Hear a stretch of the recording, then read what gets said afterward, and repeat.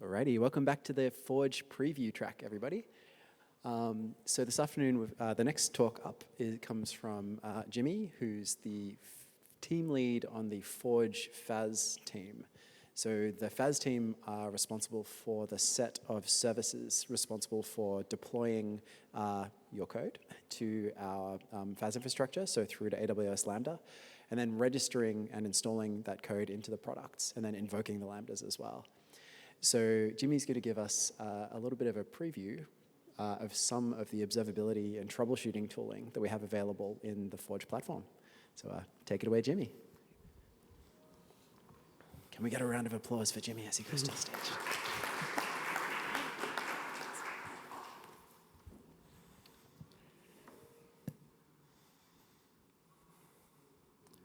Console.log. Stardate, February 32nd, 2019 AM. We've had little time to investigate the bug in our date formatting logic, having received a distress call from a server in the production quadrant. We're on our way to help and have dispatched a subspace communication to Starfleet requesting 32 pepperoni pizzas.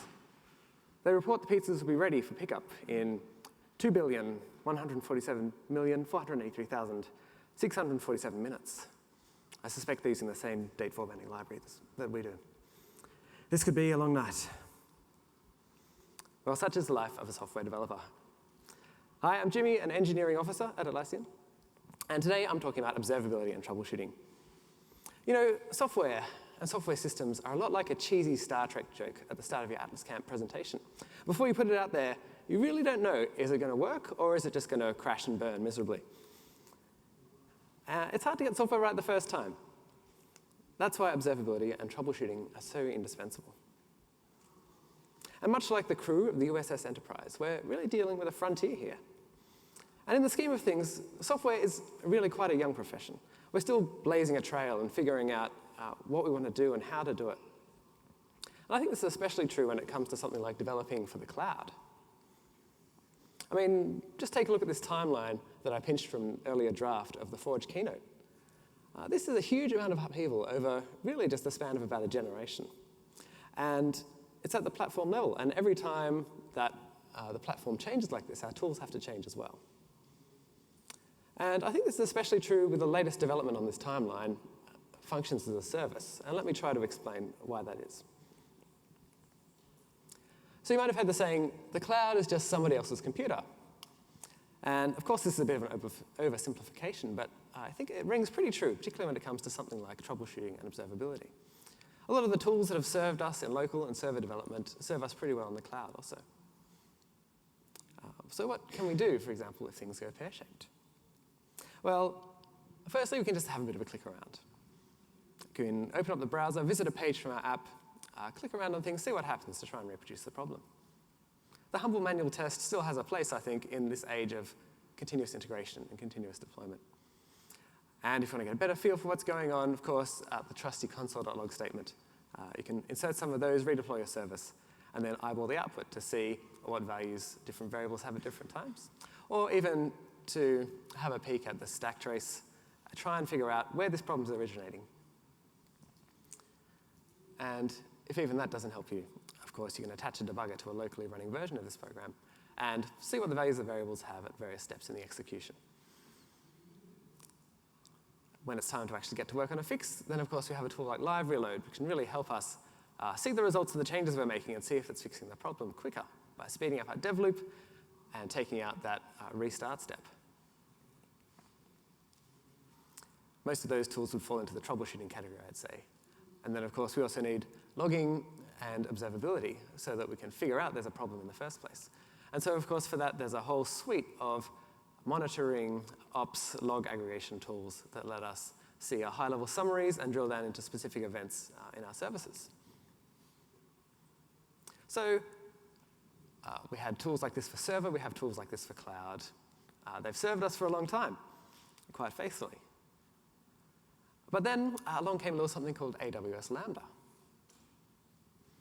And all of a sudden, I think this pithy quote starts to ring a little bit hollow. Because are we really still just running our systems on somebody else's computer? Well, I'd say not really. We're actually developing on something else. we have a whole new paradigm and a new abstraction, and for that we need new tools. So thankfully, AWS and their competitors with equivalent function as a service offerings have been hard at work on crafting and refining these tools. So if you've been doing function as a service development for a while, you might have noticed it getting easier as these tools mature. But I'm afraid there's a bit more bad news for you.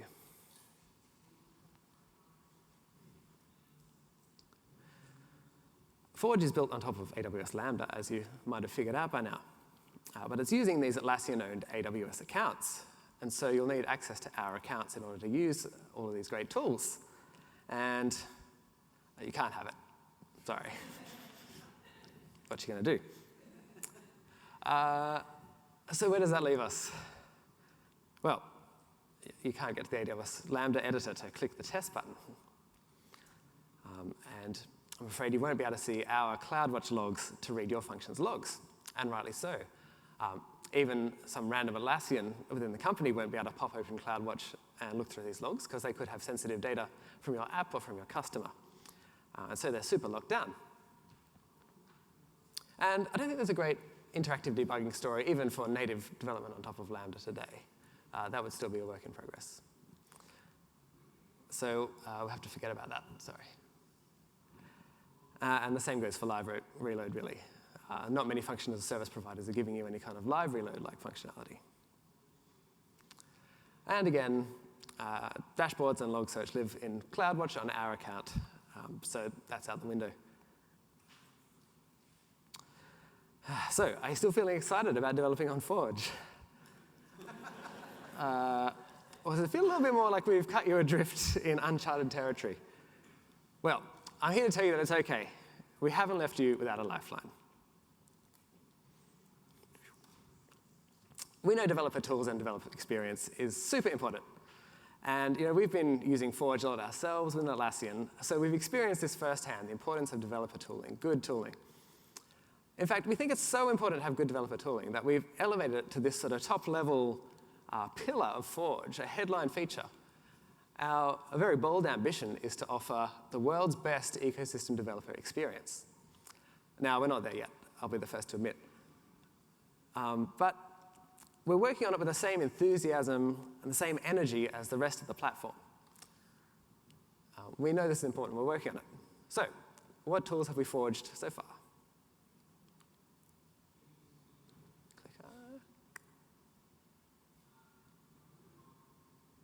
All right, so back running through our suite of tools again from a Forge point of view. So what's our answer to clicking around? For triggering a function to see what happens. Well, firstly, as you just saw from Tomic's talk, you have this feature called web triggers. So it gives you a public URL that you can use to trigger one of your functions and then immediately see the output in your console or from wherever you're triggering this function. So this is what the CLI interface for web triggers looks like, which you would have, again, probably seen if you came to Tomic's talk. We ask for a web trigger. It wants to know what product that's for and for what site. And again, it gives us this rather chunky URL, which is going to look different in future versions. Feed that into our request tool of choice, for example, a trusty curl script. And then right there, there's a return value. So this is one answer to clicking around. Feeding in different kinds of requests, seeing how a function responds. And you may have already seen this example toy 2048 app. So all this is just to say that, of course, if you're building Forge UI, then it's quite simple to trigger the function, put in extra utilities or extra debugging output into that screen to help you with your debugging and your troubleshooting. And I think if we're talking about the time from when you first start creating your app to when you end up with something you can click and start seeing things happening, I have to say that Forge blows the competition out of the water. Connect and even server plugin development, you'll be spending more time with this overhead that we've taken away in Forge before you've actually got a screen that you can start interacting with. So you can throw up something very simple, keep refining it, keep iterating, seeing your app start to take shape as you interact with it.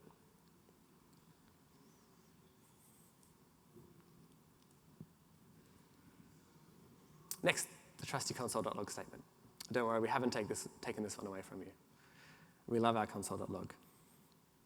Well, here's an example of the kind of logs and logging metadata that you might see if you're using the CLI tool to browse your logs. So you can see we've got different levels of logging type. We've got timestamps, of course, anything else you've put into that log statement. And it's also got a whole bunch of metadata attached. So you can see the logs for just a specific site, a specific installation, and even a specific run of your function, which we refer to as an invocation. So that can really help you sift through it. And really, this is just the tip of the iceberg, because there's also a GraphQL API and a bunch of quite sophisticated infrastructure which is sort of aggregating and indexing these logs for you, which could potentially, once it becomes more stable, be used to build your own custom logging tools and such like. So I said earlier that debugging and live reload don't really have a good story for functions as a service, even if you're running natively. But I think here is where an extra level of indirection can come in handy. Because it's actually our service which is calling out to Lambda and triggering the request, it's kind of a hook where we can start calling somewhere else. For example, if you expose the tunnel on your own machine, we can call to your locally running version instead. I think this particular feature is probably the cherry on top of the whole Forge developer experience. If you've come to the labs, then you might have interacted with it yourself. But if not, please allow me to present tunnels. So these tunnels, like I said, let you work on your function code on your own machine. They even pick up changes to the function code, so you don't have to rebuild or restart anything to start seeing the impact that your changes are having. So again, we're going to jump to a pre-recorded demo. Wasn't as brave as Tomek. OK, there we go. So here we go. I'm going to start up a tunnel. I'm just going to start running a local version of my macro. I've already put it onto a page so we can take a look. It's pretty simple, but oh, I've just spotted quite a serious error though. Better pop open the IDE and fix that real quick. Here we go. Might be detecting a theme in my presentation by now. OK, good, good. That's looking better. And of course, we've got a tunnel running again. It's picked up the change to my function. So as soon as I refresh, cool, we have the correct version. I'm glad we caught that one in development. So, like I said, I think this is really the cherry on top of the whole Forge developer experience. And I think, you'd be hard-pressed to get a similarly smooth experience even working directly with functions. What you didn't see me do there, though, is attach the interactive debugger. So the team responsible for the JavaScript sandbox, I've spoken to them, and they say it's certainly possible to expose this kind of functionality, to actually give you a port that you could attach an interactive debugger, perhaps from your IDE to, and step through the function as it's running. It does still have a couple of questions around it. For example, like you've heard before, there's a timeout involved. So what we call our invocation service, which is responsible for starting off this function, is still going to be hanging on the other end of the line and waiting for an answer. But at some point, it's going to give up. So is that acceptable when we're paused for a long time in the debugger? On the other hand, perhaps it doesn't really matter if the invocation service gives up and hangs up, because we're not really interested so much in sending back a response. Really, just what we want to do is slowly, methodically step through the execution of the function to see what's going wrong. So maybe that's still a feature that we'd be happy to offer. If you do a lot of interactive debugging, if you have some ideas about how we could make this work in this context, or have other opinions, please come and grab me or anyone on the team. We'd love to chat about it and hear your ideas.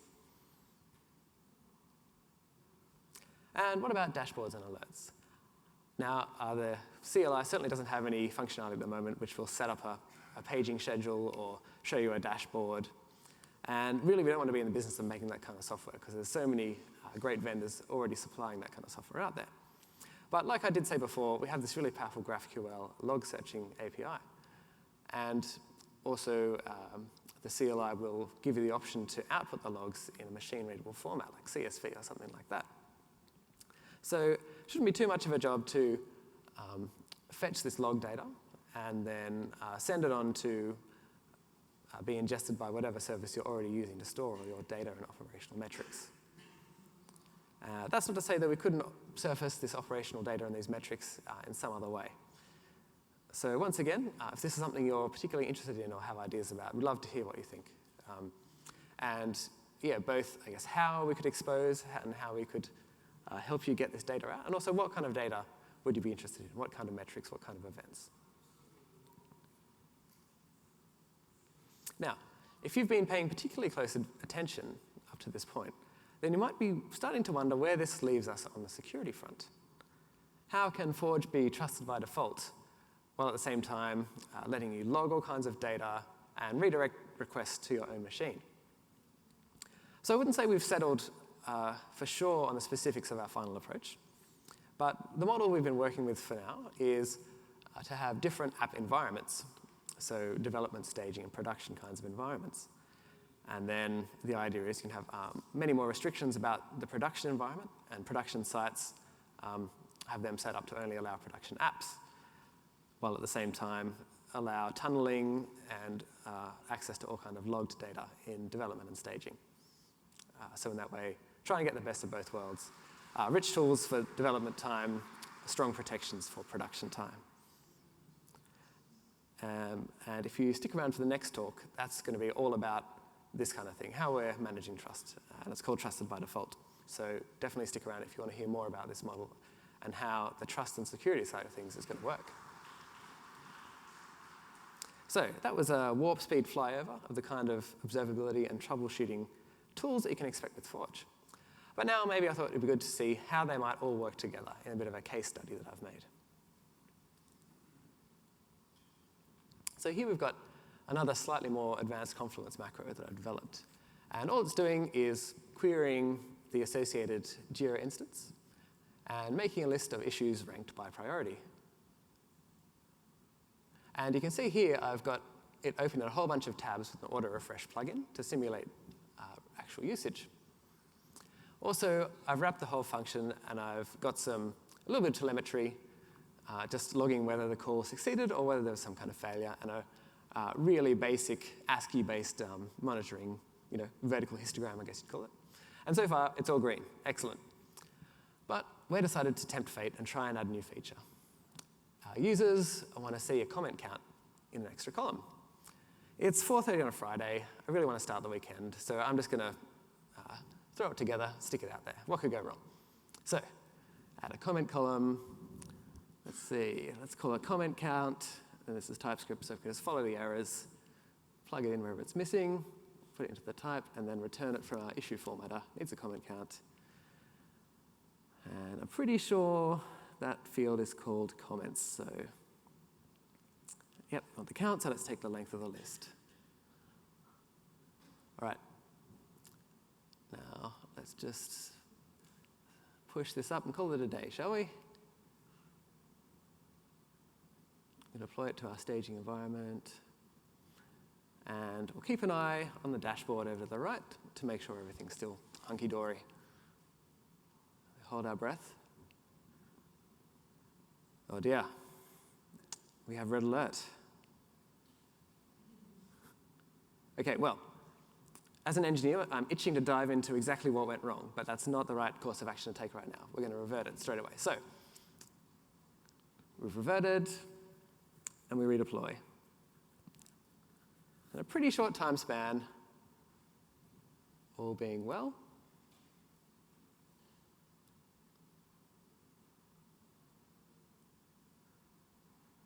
Back to green. Okay. Now, why did that happen? Let's find out.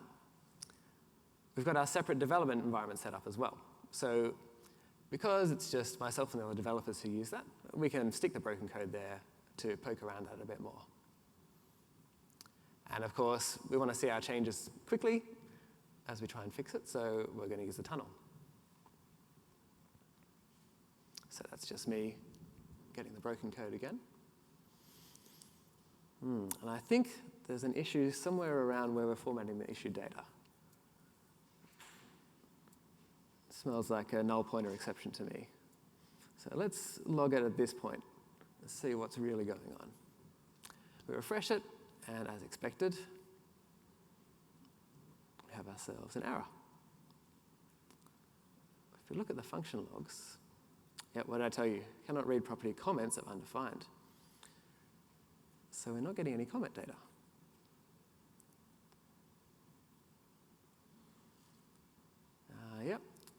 And of course, here's the issue. We never asked for any. And if you don't ask, you don't get. So add the comment to the field's parameter. The tunnels pick that up in the background, and so now, when we refresh, sure enough, there's our new feature.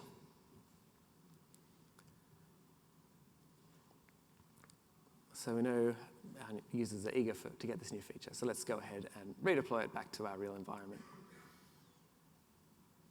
And of course, once again, we'll bring up our little dashboard on the side to make sure it stays green this time.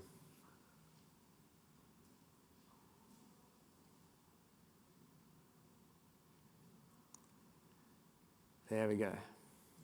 Great. Well, new feature's out. Still only 4:45, but I reckon it's time to knock off and enjoy a nice hot cup of Earl Grey tea to celebrate. And we're done. So maybe that was something of a toy example, a little contrived, a little bit of smoke and mirrors. But all the same, I hope that serves to demonstrate the kind of power, the kind of flexibility that's available when you use the Forge platform along with the tools we provided.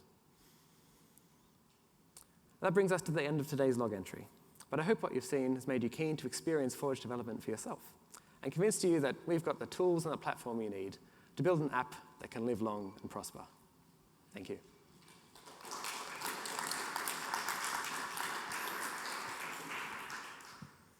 Awesome. Thank you, Jimmy. So we're actually a couple of minutes over, so we probably don't have any time for questions, unfortunately. But if you want to come grab Jimmy after the session now. Sorry. It's okay.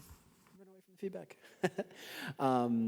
Or you can probably catch him either on the Forge booth or in the labs area this afternoon. Actually, so the Atlas Camp is sadly getting close to a close. We've got a few more sessions this afternoon, but if you haven't checked out the Forge labs yet, then now is an excellent time to go check it out up in Schubert 3. Otherwise, we have another session starting here in about 9 minutes.